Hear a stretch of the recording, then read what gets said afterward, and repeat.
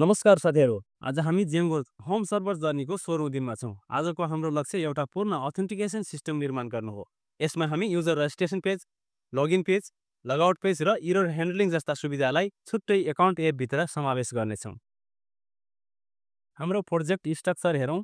यहाँ main home सर्भरभित्र नयाँ accounts app छ। यो हाम्रो नयाँ एकाउन्ट एप छ।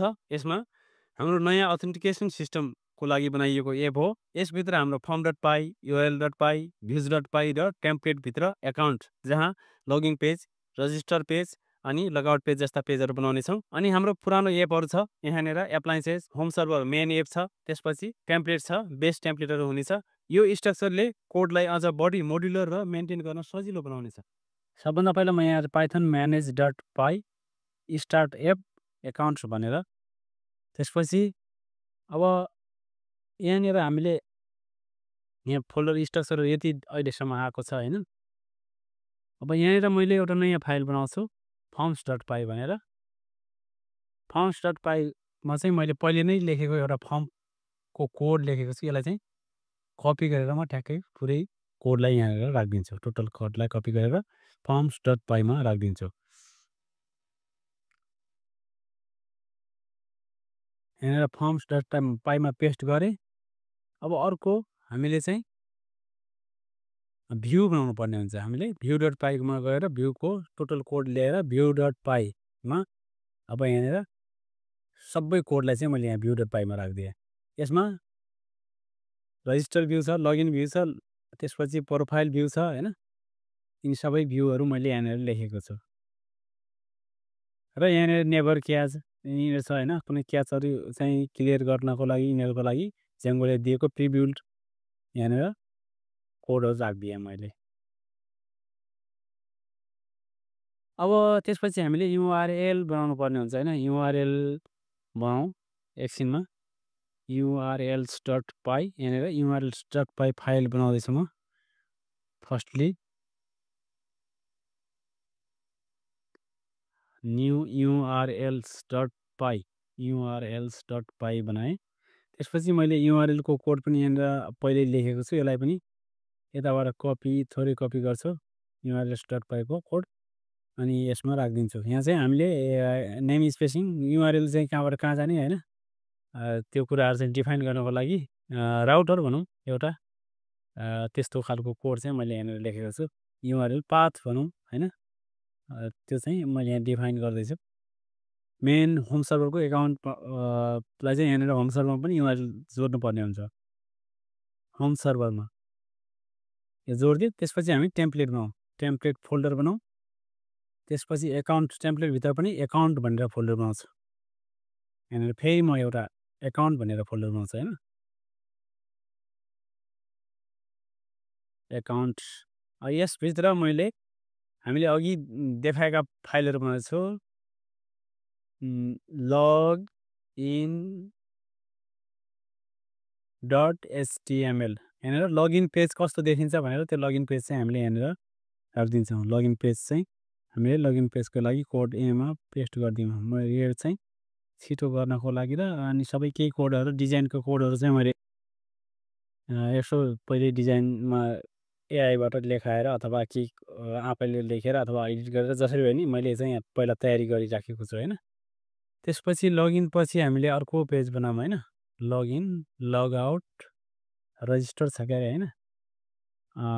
register.html भनेर रजिस्टर पेज बनाऊँ। रजिस्टर पेजमा पनि मैले फटाफट कोड राखिदिइहालेँ। रजिस्टर पेज बनाइसकेपछि register.html त्यसपछि चाहिँ हामी अर्को पेज बनाऊँ। लगआउट छ हैन। लगआउट कपी गरेँ अनि लगआउट.html फटाफट बनाइदिएँ। त्यसपछि म कोड फास्ट यो भिडियो फास्ट गरिदिएँ हैन। प्रोफाइल पेज बनाइदिएँ। प्रोफाइल पेज बनाइसकेपछि अब बाँकी रह्यो हामी थोरै सेटिङहरू छ हैन। सेटिङ यो सबै भइसक्यो हैन। अब बेस.html को कोड पनि हामीले अपडेट गरिदिउँ। हैन इन्स्टल एपमा चाहिँ यो एक setting.py मा गएर एकाउन्ट इन्स्टल एपमा एकाउन्ट एड गरिदिएँ हैन। अनि त्यसपछि यहाँनिर अलिक तलतिर यो छ टेम्प्लेटमा चाहिँ बेस डिआर यो एकाउन्टको टेम्प्लेट पनि एड गरिदिन्छु। अनि अर्को छ यो अथेन्टिकेसन सेटिङमा छ हैन। यहाँनिर चाहिँ लगइन URL छ हैन लगइन युआरएल चाहिँ डाइरेक्ट एकाउन्ट लगइन हैन युआरएल त्यहाँ हालिदिन्छु हैन त्यसपछि लगइन रिडाइरेक्ट छ हैन लगइन गरिसकेपछि केमा जाने कुन पेजमा जाने भनेर चाहिँ हेर्नु गइरहेको छ त्यसपछि लगआउट रिडाइरेक्ट छ लगआउट गर्दाखेरि चाहिँ कुन पेजमा जाने भनेर यो चाहिँ यहाँनिर सेटिङ गरिदिन्छु हैन अब यो गरिसकेपछि डाइरेक्ट लगआउट गर्ने बित्तिकै लगइन पेजमा जान्छ र मेसेज हैन मेसेजको कुनै थोरै उ छ हैन यो इन्फो यिनीहरू कुन मेसेजको सेटिङ छ अनि त्यसपछि कुकी सेटिङहरू यो थोरै यति अपडेट गरिदिएको छु अब यति गरिसकेपछि हाम्रो एप थोरै तयार भयो हैन त चाहिँ माइग्रेसन गरौँ हैन न्यू पेजमा python manage.py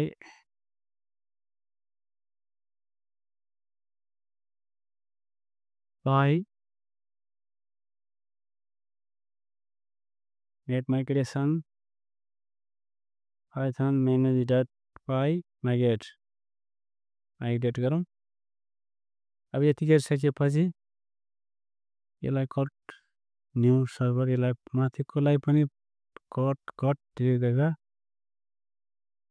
python manage.py run server यो गरिसकेपछि हाम्रो पेज डाइरेक्ट योमा छैन केही पनि स्ल्यास डिभाइसेस पेजमा डाइरेक्ट जान्छ र फाइल डाइरेक्ट लगइन छ यसरी लगआउट गरे हेरौँ लगआउट अब डाइरेक्ट लगइन गर्दाखेरि लगइन गरे यो पेजमा आयो you have been login successfully यो पेजमा आयो हैन आजको यस्तो काम सक्सेस भयो त्यसपछि प्रोफाइलमा जाउँ प्रोफाइल देखियो युजर नेम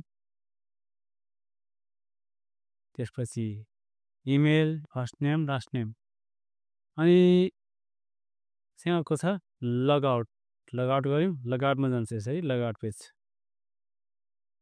पेज भयो अनि क्रिएट न्यू एकाउन्ट यहाँनिर छ नयाँ एकाउन्ट चाहिँ अटोमेटिक लगआउट गरिदिन्छ न्यू एकाउन्ट लगआउट गर्दाखेरि जस्तै म गरौँ admin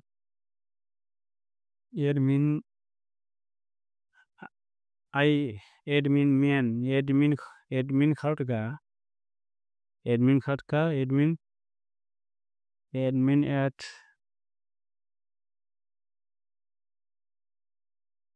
gmail.com admin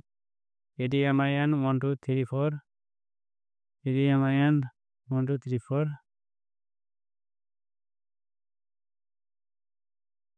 passport didn't match admin 1234 admin 1234 passport similar to username my pass 12 my pass 12